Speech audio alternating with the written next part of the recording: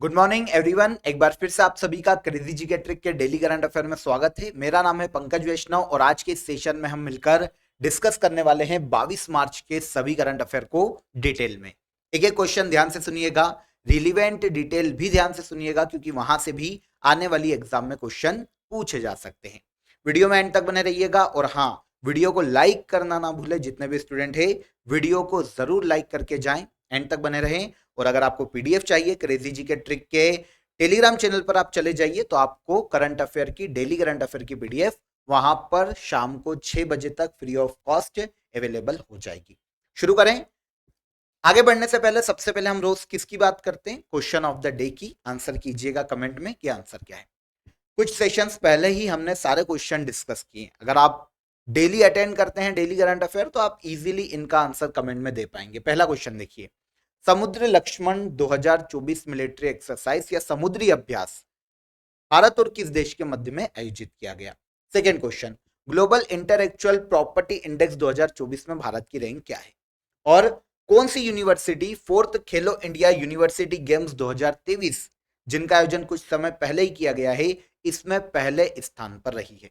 Okay, तो 3 question हो गए। आंसर कीजिएगा कमेंट में और वीडियो को एंड तक देखेंगे तो बीच में भी मैं आपसे कैजुअली क्वेश्चन पूछ लेता हूं, ध्यान से सुनिएगा और उन्हें भी एड्रेस कीजिएगा और आंसर कीजिएगा। ओके, चलिए सबसे पहला क्वेश्चन देखिए 22 मार्च का। तो सबसे पहला, हर साल 22 मार्च को ऑब्जर्व किया जाता है वर्ल्ड वाटर डे। 2024 में विश्व जल दिवस की थीम क्या है? तो पहली चीज तो आपको यहां पर यह समझना चाहिए, यह फैक्ट नोट करना चाहिए कि वर्ल्ड वाटर डे कब मनाया जाता है। यह मनाया जाता है 22 मार्च को। ठीक है, पूरे वर्ल्ड में शुद्ध पानी या पेय पानी, पीने लायक जो पानी है उसके प्रति लोगों को जागरूक करना, उसे सेव करने के लिए लोगों को प्रोत्साहित करना, जागरूक करना पूरे वर्ल्ड में, ये इस डे को मनाए जाने का मुख्य उद्देश्य है। वर्ल्ड वाटर डे है, 22 मार्च को मनाया जाता है। 2024 में water for piece world water day की थीम है। ओके, 1993 से इसे सेलिब्रेट किया जा रहा है। आप सभी को पता है पृथ्वी सम्मेलन आयोजित किया गया था। कहां पर आयोजित किया गया था कमेंट में जरूर बताइएगा। ओके, 1992 में पृथ्वी सम्मेलन हुआ था। वहां पर यह चीज रियलाइज की गई कि यार पीने के पानी को हमें सेव करना चाहिए, लोगों को इसके प्रति जागरूक करना चाहिए क्योंकि ये धीरे धीरे खत्म हो जाएगा। तो इसलिए 1992 में इस चीज पर एक्शन लिया गया और घोषणा की गई कि अगले साल से हम वर्ल्ड वाटर डे सेलिब्रेट करेंगे 22 मार्च को, और फिर 1993 से इसे शुरू कर दिया गया। ठीक है, आपको बताना है कि पृथ्वी सम्मेलन का आयोजन कहां पर किया गया था, कमेंट में जरूर बताइएगा। तो 2024 में जो वर्ल्ड वाटर डे मनाया गया, वाटर फॉर पीस इसकी थीम है 2024 में। पूरे वर्ल्ड में एक रिपोर्ट में सामने आया है कि पूरे वर्ल्ड में 2.2 बिलियन पीपल, ऑलमोस्ट 220 करोड़ लोगों के पास पीने का पानी नहीं है, पीने का पानी का संकट झेल रहे हैं पूरे वर्ल्ड में 220 करोड़ लगभग लोग।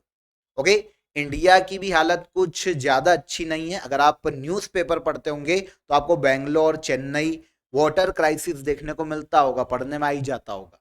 ठीक है ना। इंडिया की बात करें तो जल संसाधन मंत्रालय द्वारा जारी आंकड़ों के अनुसार भारत में एक साल में पीने के पानी का यूज किया जाता है 1121 बिलियन क्यूबिक मीटर, बहुत ज्यादा है। और अगर हम ऑलमोस्ट 140 करोड़ आबादी में इसको कंपेयर करें ना, तो पूरे वर्ल्ड में हमारे पास केवल 4% ही पीने का पानी है। पूरे वर्ल्ड में जो 100% पीने का पानी है उसमें से केवल 4% ही इंडिया के पास है, और जबकि आबादी वर्ल्ड में सबसे ज्यादा है। ओके, तो इसीलिए पीने के पानी को सेव किया जाना चाहिए, उसके प्रति लोगों को जागरूक किया जाना चाहिए। वाटर रिसोर्सेज जितने भी है उनका संरक्षण किया जाना चाहिए। ये सभी उद्देश्य हैं इस डे को मनाए जाने के। ऑलमोस्ट अगर हम देखें तो कम से कम इसके प्रति लोगों को जागरूक तो कर पाए, इसीलिए 22 मार्च को हर साल वर्ल्ड वाटर डे के रूप में सेलिब्रेट किया जाता है। ठीक है, थीम की बात की गई थी तो वाटर फॉर पीस 2024 में इस डे की थीम है। पहला क्वेश्चन यहां पर क्लियर हो जाता है। यहां पर अदर डे की बात करें मार्च मंथ के, तो देखिए इंटरनेशनल डे ऑफ फॉरेस्ट 21 मार्च को सेलिब्रेट किया जाता है। 21 मार्च को ही वर्ल्ड पोएट्री डे, विश्व कविता दिवस, और 21 मार्च को ही नस्ली भेदभाव उन्मूलन के लिए इंटरनेशनल डे भी सेलिब्रेट किया जाता है। इनको भी याद रखिए, एग्जाम में पूछे जा सकते हैं। ठीक है, सेकंड क्वेश्चन देखेंगे। हाल ही में ग्रिड इंडिया को मिनी रत्न कंपनी का दर्जा दिया गया। ग्रिड इंडिया के अध्यक्ष एवं प्रबंध निदेशक कौन है? तो ग्रिड इंडिया की बात करें फ्रेंड्स, तो इसके एमडी है ना और चेयरमैन के पद पर वर्तमान में एस आर नरसिम्हन देखने को मिलते हैं। यहां पर आपके लिए इंपॉर्टेंट ये है कि ग्रिड इंडिया जो कि गवर्नमेंट सेक्टर की एक कंपनी है, इसे हाल ही में मिनी रत्न का दर्जा दिया गया। ठीक है ना, grid controller of India limited, इसे ही शॉर्ट में ग्रिड इंडिया के नाम से जाना जाता है। ठीक है, इसकी बात करें तो ये केंद्रीय सार्वजनिक क्षेत्र का एक इंटरप्राइजेस है। ठीक है, कंपनी है। मिनी रत्न का दर्जा हाल ही में से दिया गया। काम क्या करती है? तो ये इंडियन गवर्नमेंट के जो पावर मिनिस्ट्री है उसके अंतर्गत पावर ट्रांसफर और मैनेजमेंट के लिए काम करने वाली संस्था है।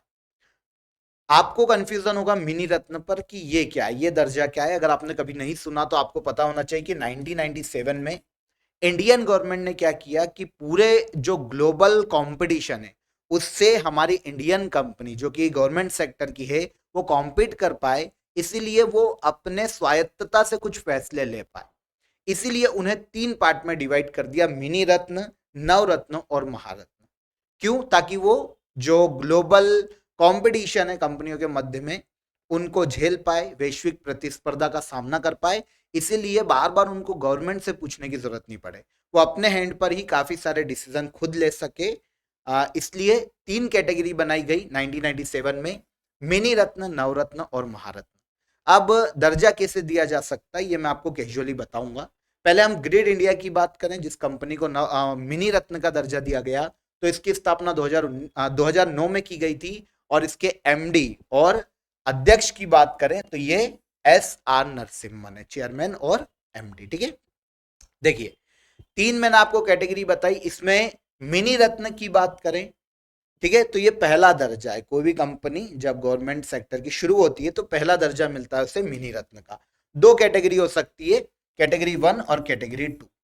कोई भी कंपनी गवर्नमेंट सेक्टर की अगर 3 साल में एक बार कम से कम 30 करोड़ रुपए का प्रॉफिट ले आती है 3 साल में एक बार, तो उसको मिनी रत्न की फर्स्ट कैटेगरी का दर्जा दिया जा सकता है। ठीक है, सेकेंड कैटेगरी में 3 साल तक लगातार उसने लाभ अर्जित किया हो, प्रॉफिट अर्न किया हो लगातार, ठीक है, तो फिर कैटेगरी सेकंड में शामिल कर लिया जाएगा। नवरत्न कंपनी, नवरत्न कंपनी की बात करें तो ऐसी कंपनी जिसको पहले से ही मिनी रत्न का दर्जा हो तो फिर उसको नवरत्न का दर्जा दिया जा सकता है। ये सेकेंड स्टेप बोल सकते हैं ऊपर की।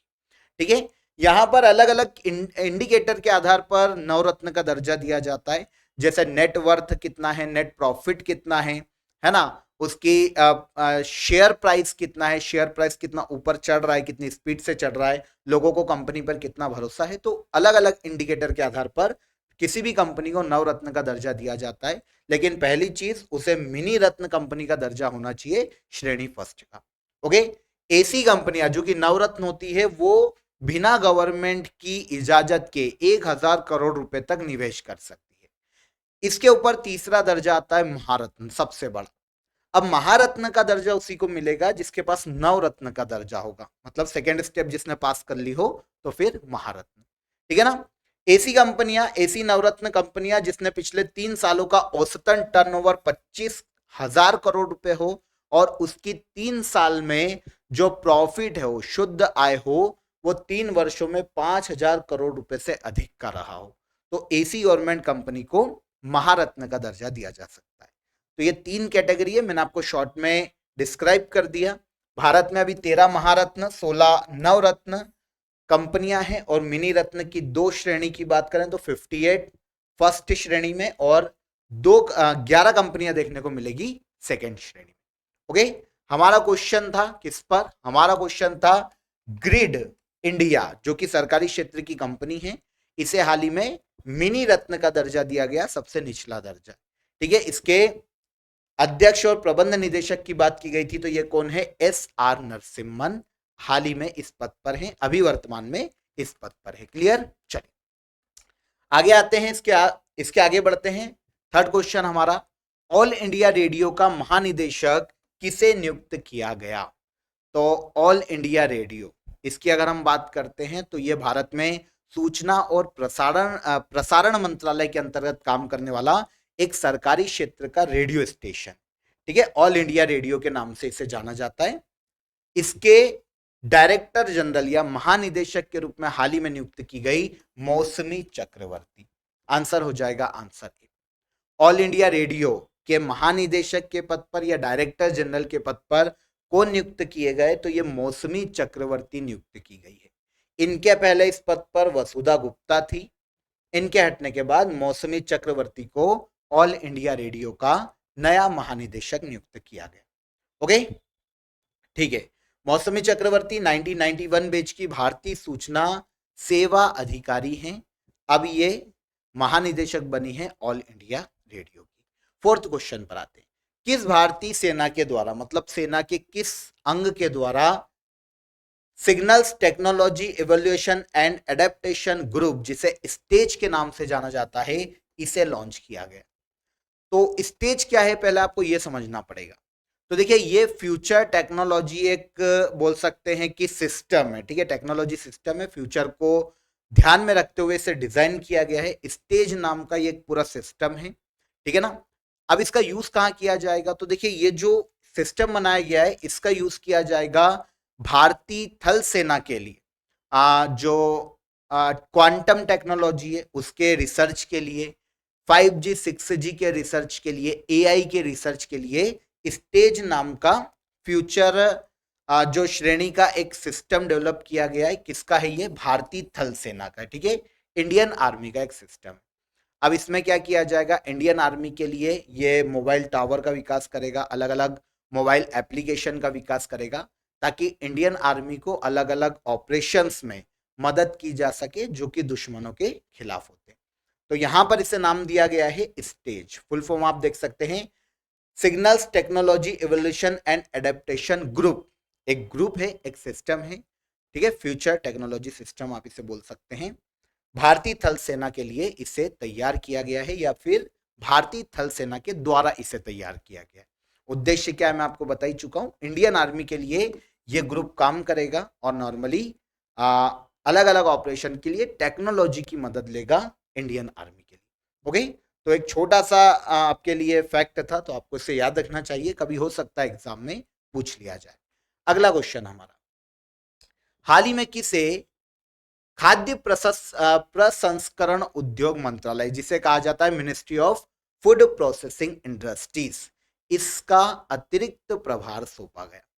तो देखिए यहां पर आपको यह समझना चाहिए कि जो सेंट्रल में ministry of food processing industries है, इसके अभी तक मंत्री थे पशुपति कुमार पारस। लेकिन पशुपति कुमार पारस ने हाल ही में इस मिनिस्ट्री से अपना इस्तीफा दिया है, और इनके इस्तीफे के बाद अतिरिक्त प्रभार सौंपा गया किरण रिजिजू को।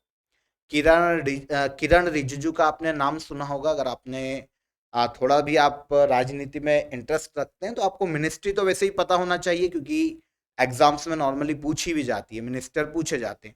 तो किरण रिजिजू की बात करें, थोड़ा नाम लेने में थोड़ा सा, क्योंकि ये पूर्वोत्तर से बिलोंग करते हैं।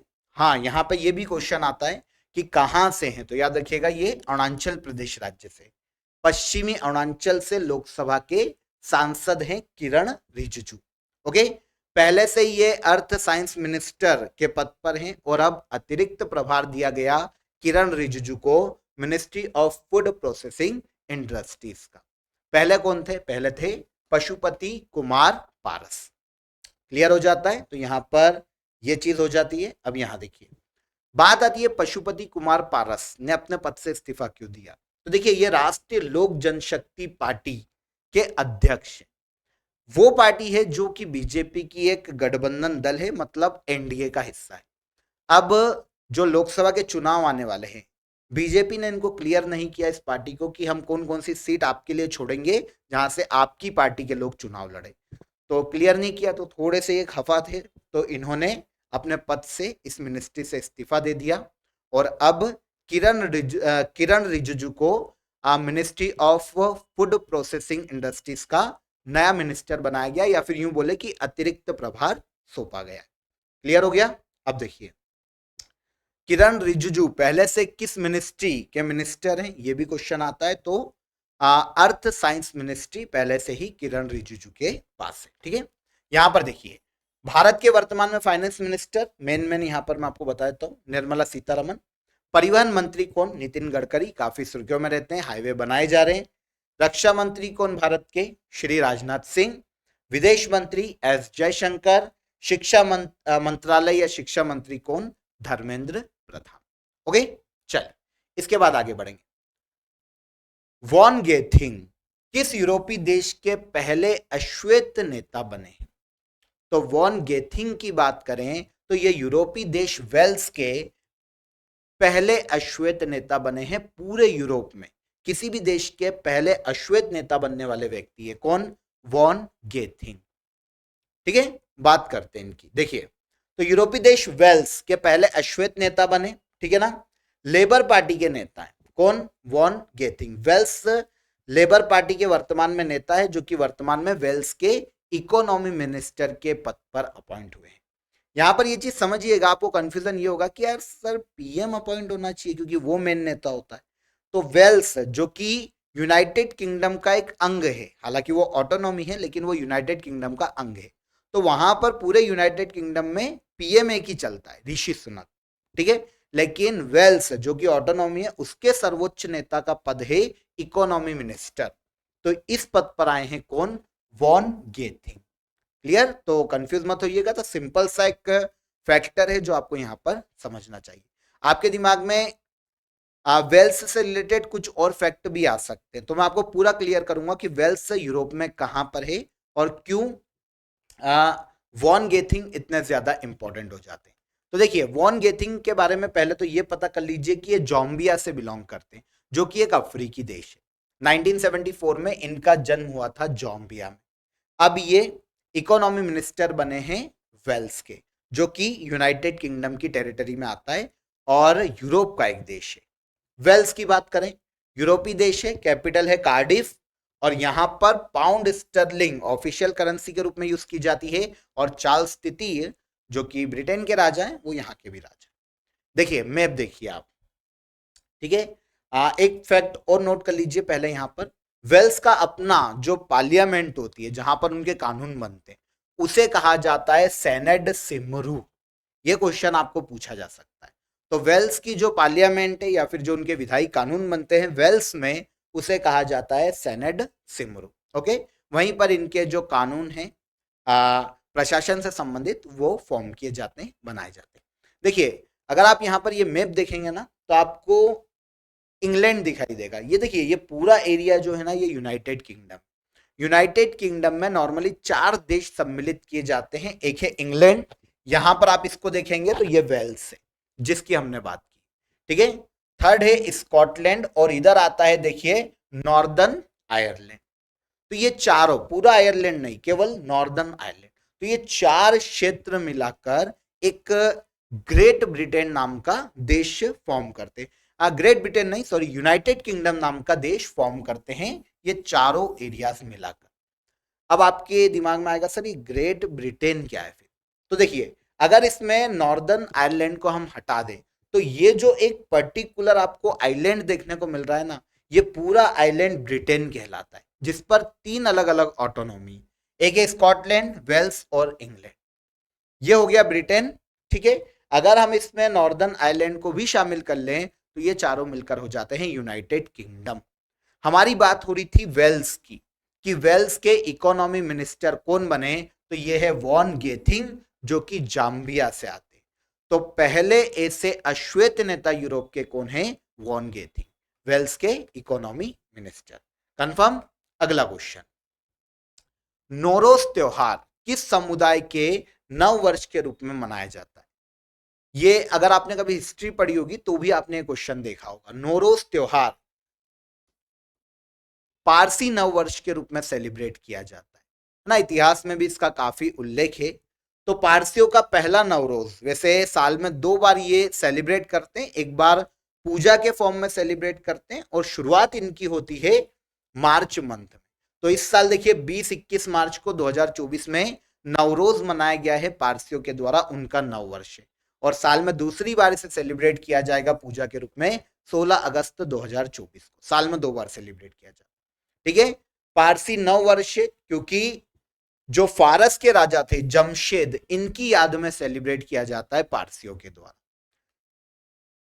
मेहर नामक देवता की पूजा की जाती है, जो कि सूर्य और चंद्रमा के भी देव माने जाते हैं, मतलब उनसे ऊपर के देवता माने जाते हैं मेहर नामक देवता, जो कि पारसी अपने नव वर्ष पर पूजते हैं। क्वेश्चन हमारा नवरोज से है, तो किस धर्म का एक नव वर्ष है, तो ये पारसियों का है। जैसे सिंधियों का भी होता है, हिंदू नव वर्ष गुड़ी पड़वा से शुरू होता है, वैसे सिंधियों का नव वर्ष चेटी चंद के नाम से जाना जाता है।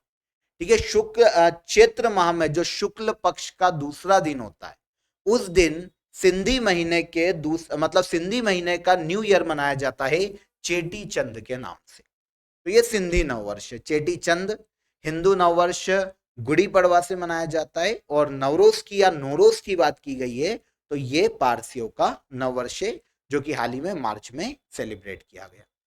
अगला क्वेश्चन, किस राज्य की पुलिस ने डिजिटल प्लेटफॉर्म त्रिनेत्र ऐप 2.0 को लॉन्च किया? त्रिनेत्र एप्लीकेशन, आपको देखिए नाम से समझ में आएगा, तीसरा नेत्र मतलब निगरानी।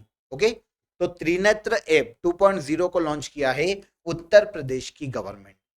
उद्देश्य क्या है? तो उत्तर प्रदेश में जो क्रिमिनल्स है, जितने भी क्रिमिनल्स है XYZ, उनकी निगरानी की जाए, उनके जो उनसे रिलेटेड जितने भी मार्क हैं, चिन्ह हैं, उनको एक जगह उनका डेटा सेव किया जाए, उनकी निगरानी की जाए।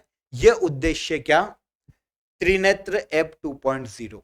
उत्तर प्रदेश में अपराधों को कम करना, अपराधियों को सजा देना, ये त्रिनेत्र ऐप 2.0 का मुख्य उद्देश्य है। राज्य में अपराध की रोकथाम और जांच में इस एप्लीकेशन की मदद ली जाएगी। अपराधियों के वॉइस रिकॉर्ड होंगे, उनकी पहचान चिन्ह होंगे, उनके फोटो होंगे, अदर कोई भी मार्क है उनसे संबंधित, तो वो सभी इंस्टॉल किया जाएगा इस पर्टिकुलर एप्लीकेशन त्रिनेत्र 2.0। ठीक है। एप्लीकेशन किसके द्वारा हाल ही में विकसित किया गया? तो उत्तर प्रदेश की पुलिस के द्वारा। किस कंपनी ने आर्टिफिशियल इंटेलिजेंस मॉडल सीमा को लॉन्च किया है? तो आर्टिफिशियल इंटेलिजेंस मॉडल सीमा को लॉन्च किया गूगल डीप माइंड ने, जो कि गूगल का एक एआई कंपनी, ठीक है, सहायक एआई कंपनी है गूगल की, है गूगल डीप माइंड। इसने हाल ही में एक एआई मॉडल विकसित किया है जिसे नाम दिया है सीमा। अब सीमा हिंदी नाम लगेगा, लेकिन ये एक फुल वर्ड का फुल मीनिंग का शॉर्ट वर्ड है, जैसे स्केलेबल इंस्ट्रक्टेबल मल्टी वर्ल्ड एजेंट, इसको शॉर्ट में नाम दिया गया है सीमा। ठीक है ना। गूगल डीप माइंड ने इसे डेवलप किया। ये जो मनुष्य उसके मानव की कमांड के द्वारा, मानव के जितने भी वर्क है, जैसे हमने चैट जीपीटी भी देखा है, तो मनुष्य की कमांड के द्वारा, व्यक्ति की कमांड के द्वारा उनकी कमांड के आधार पर वर्क करता है, और इनकी खुद की सोचने समझने की क्षमता है। केवल आप कमांड कर देंगे तो ये उस इंस्ट्रक्शन के आधार पर आपका काम कर देगा। ठीक है ना। 3D वीडियो गेम भी खेल सकता है, इतना ज्यादा एडवांस डेवलप किया गया है सीमा को। तो किसका एआई मॉडल है, क्वेश्चन ये पूछा जाएगा, तो ये गूगल डीप माइंड का एक एआई मॉडल है। कंफर्म।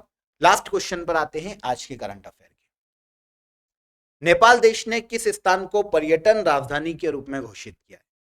तो नेपाल ने अपनी टूरिज्म कैपिटल के रूप में फॉर्म किया है, बनाया है पोखरा को। पोखरा नेपाल में स्थित है। नेपाल ने हाल ही में पोखरा को टूरिज्म कैपिटल घोषित किया है। ठीक है। यह नेपाल के गंडकी प्रांत में स्थित है। अब पोखरा को टूरिज्म कैपिटल क्यों बनाया? क्योंकि पोखरा एक, अगर हम कल्चरल दृष्टि से देखें तो भी नेपाल का एक बहुत ही फेमस शहर है। इसके अलावा नेचुरल दृष्टि से देखें, नेचर की दृष्टि से देखें, तो हिमालय की गोद में बसा हुआ पोखरा वहां पर पर्यटकों को बहुत ही आकर्षित करता है। तो पोखरा में पर्यटकों को आकर्षित करना, पर्यटन को बढ़ाना और इसके माध्यम से एक इकोनॉमी को बूस्ट मिलना नेपाल का उद्देश्य, कि इसके माध्यम से इकोनॉमी को बूस्ट किया जा सके। तो अब पूरे वर्ल्ड में पोखरा को नेपाल अपने टूरिज्म कैपिटल के रूप में प्रमोट करने वाला है। तो नेपाल की टूरिज्म कैपिटल नेपाल ने किससे बनाया? तो ये पोखरा को बनाया। ठीक है। वैसे ऑफिशियल कैपिटल या प्रशासनिक राजधानी देखें नेपाल की, तो ये काठमांडू है। नेपाल के प्रेसिडेंट रामचंद्र पौडेल और यहाँ के प्रधानमंत्री के पद पर कौन है? पुष्प कमल दहल प्रचंड, काफी सुर्खियों में रहते हैं। ओके, भारत की नेबर कंट्री है। कमेंट में आपको बताना है कि नेपाल भारत के किन किन राज्यों से सीमा साझा करता है। ओके, भारत के कौन कौन से राज्य नेपाल से अपनी बाउंड्री को साझा करते हैं, कमेंट में बताइएगा। तो यहां पर 22 मार्च के सभी करंट अफेयर हो गए। ठीक है, अब हम चलेंगे रिवीजन पर, लेकिन उससे पहले आपके लिए अपडेट, हमारी करंट अफेयर की ईयरली ई बुक आपके लिए अवेलेबल है, शंकरनाथ ई बुक अवेलेबल है। मार्च तक अपडेटेड बुक है पूरी, तो अगर आप ऑर्डर करते हैं तो आपको पूरा 29 फरवरी तक अपडेट मिलेगा, और मार्च का भी अपडेट वर्जन चाहिए तो फिर वो आपको 1 अप्रैल से अवेलेबल होगा। ओके, तो ऑर्डर कर सकते हैं, काफी नॉमिनल चार्जेस हैं, और जितनी भी एग्जाम से हमने यहाँ पर देखा है, काफी स्टूडेंट के हमको कमेंट भी आते हैं कि सारे क्वेश्चन आपको इसी ई बुक से पूछे जा रहे हैं, तो आप ऑर्डर कर सकते हैं, बहुत इजीली प्रोसेस है, नीचे कमेंट में आपको लिंक दी गई है। आइए शुरू करते हैं, लास्ट डे रिवीजन को एक बार देख लेते हैं। पहला क्वेश्चन देखिए, UNSDSN मतलब United nation sustainable development solution network द्वारा जारी की गई वर्ल्ड हैप्पीनेस रिपोर्ट 2024 में भारत की रैंक क्या है? बता दोगे? 126। लास्ट ईयर भी यही थी। आगे, 20 मार्च को विश्व गोरैया दिवस मनाया गया। विश्व गोरैया दिवस की थीम क्या थी? तो आई लव स्पैरो। इसके बाद आगे आ जाएं, एक सेकंड रुकिएगा, थोड़ा सा बाहर जाना पड़ेगा मुझे एक बार। ठीक है, आगे चलते हैं। रिवीजन का तीसरा क्वेश्चन, हाल ही में वर्ष 2021-22 के लिए रामनाथ गोयनका पुरस्कार प्रदान किए गए। रामनाथ गोयनका का पुरस्कार किस क्षेत्र के लिए दिया जाता है? तो यह दिया जाता है पत्रकारिता के क्षेत्र में। ठीक है, इसके बाद 18 से लेकर 20 मार्च तक स्टार्टअप महाकुंभ 2024 का आयोजन कहां किया गया? तो इसका आयोजन किया गया है नई दिल्ली में।